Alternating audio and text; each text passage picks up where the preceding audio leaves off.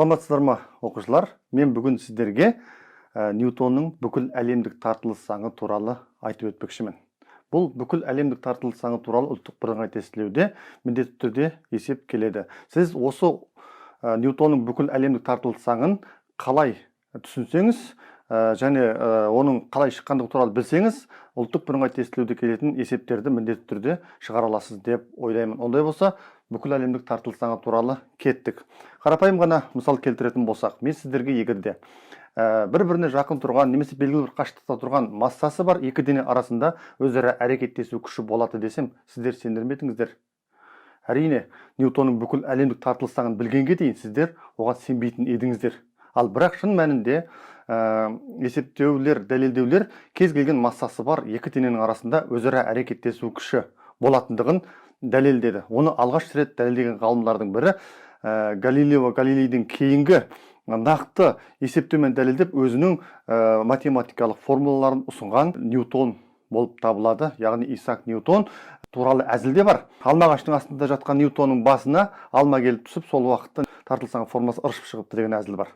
Әрине ол ғалымдар туралы жарнамалық әзілдер болып табылады. Ал алма менен сол бүкіл әлемдік тартылыс заңының қандай қатысы бар, мен бүгін сол туралы айтып бермекшімін. Әрине, Ньютон ол бүкіл әлемдік тартылыс заңын шығару үшін алманың жер центріне тартылатын үдеуіменен еркін түсу үдеуі деп айтамыз әдетте. G тең 9,8, жуық мәнмен алғанда 9,8 метр бөлінген секунд квадрат. Ал осы жердің центріне тартылатын алманың еркін түсу үдеуіменен центрге тартқыш үдеуді алуға да болады. Және сонымен қоса айдың жер центріне тартылатын үдеу екеуін салыстырған. Сол себепті алманы әкеліп әзіл ретінде қыстырғаны ол заңдылық. Енді қалай түсіндірді? Ол үшін жердің радиусын есептеу барысында жердің радиусын білемін. Жердің радиусы 6400 километр. Және жердің центрінен айға дейінгі қашықтықты L деп алайын.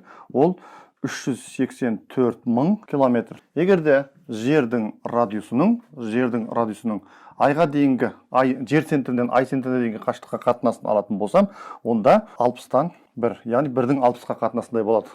Жуық мәнмен алған кезде. Ал енді айдың жер центріне тартылатын үдеуі қандай? Сол туралы тоқталатын болсам, оны шығару үшін А тең болады центрге тартқыш үдеуді табу формуласы омега квадрат көбейтілген R.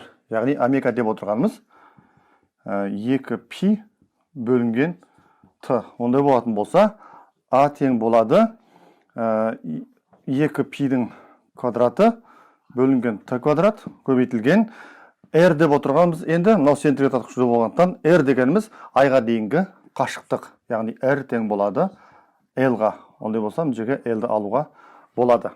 Енді Т дегеніміз не? Т деп отырғанымыз ол айналу периоды. Айдың жерді айналу периоды.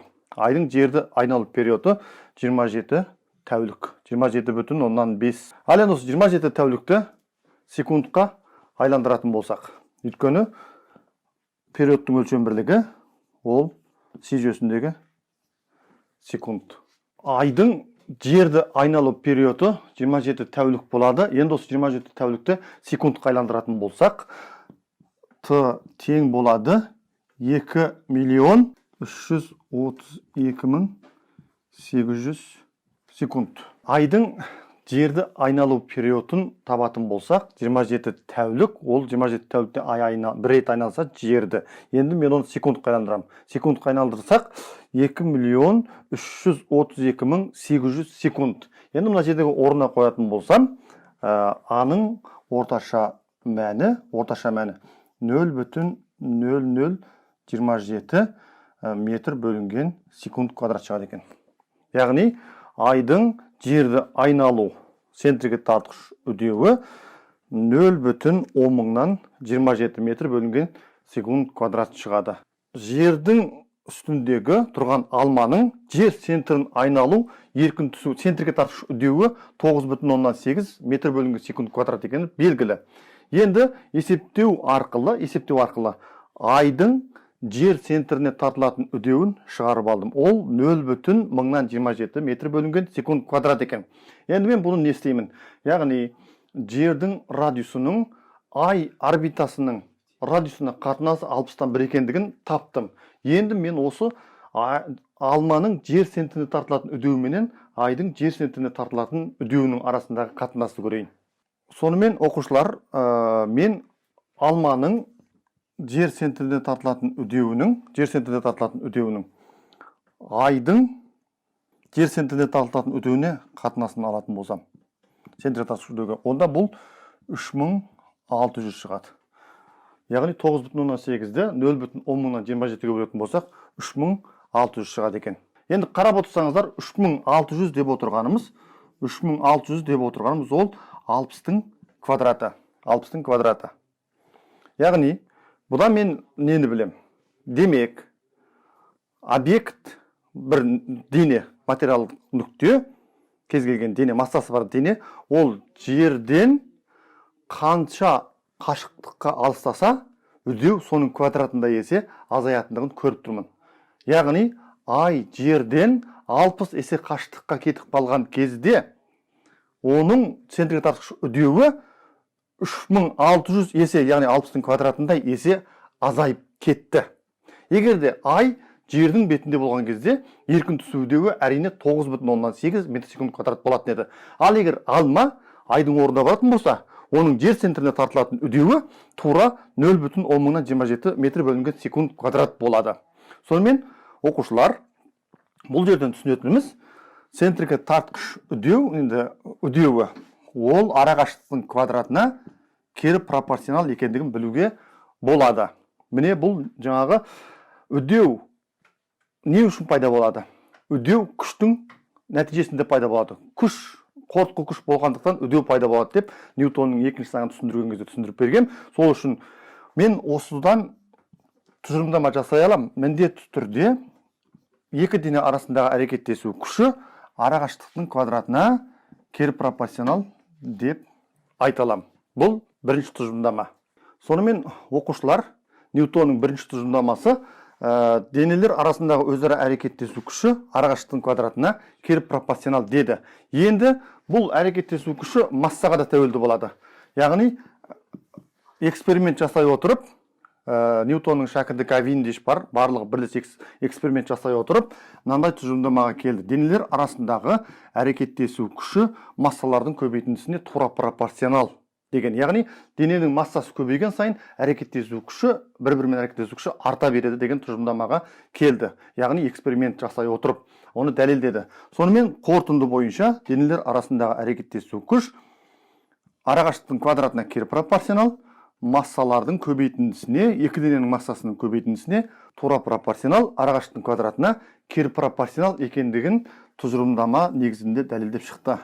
Ал бұл пропорционалдық формула. Теңдік формулаға келтіру үшін біз өзара 1 килограммнан 1 метр қашықтықта тұрған денелер арасындағы әрекеттесу күші қанша екендігін табуымыз керек. Яғни Ньютонның шәкірті Кавендиш деген ғалым. Ньютон ұсынған пропорционалдық осы заңдылықты пайдалана отырып, Ньютонның шәкірті Кавендиш зерттей отырып, жоғарғы өлшеудегі жарық сезгіш материалдарды пайдалана отырып, жарықты пайдалана отырып, және денелердің бір-бірімен әрекеттескен кездегі бұрыштық бұрылу коэффициентін бұрыштық бұрылу есептей отырып, өзара 1 килограммнан 1 килограмм десек, мынау 1 килограмм, екінші мынау 1 килограмм.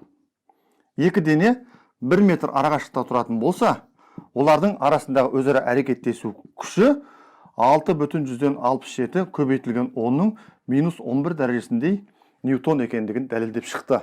Соныменен осыны гравитациялық тұрақты шама ретінде енгізді. Үлкен G әрпімен белгіледі.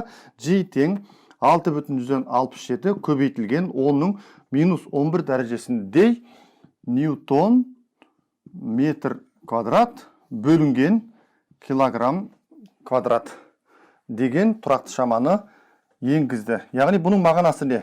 Бұның мағынасы өзара 1 метр қашықтықта тұрған, өзара 1 килограммнан екі дененің бір-бірімен әрекеттесу күші 6,67 көбейту 10-ның минус 11 дәрежесіндей Ньютон деген сөз.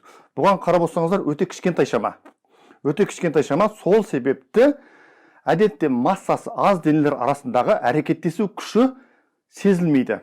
Өте аз болғандықтан. Ал массасы үлкен планеталар арасында, өзара екі жұлдыз арасында, мысалы күн мен айдың арасында, күн мен жердің арасында, немесе жұлдыз бенен келесі жұлдыздың арасындағы әрекеттесу күші едәуір үлкен болады. Себебі олардың массасы өте үлкен.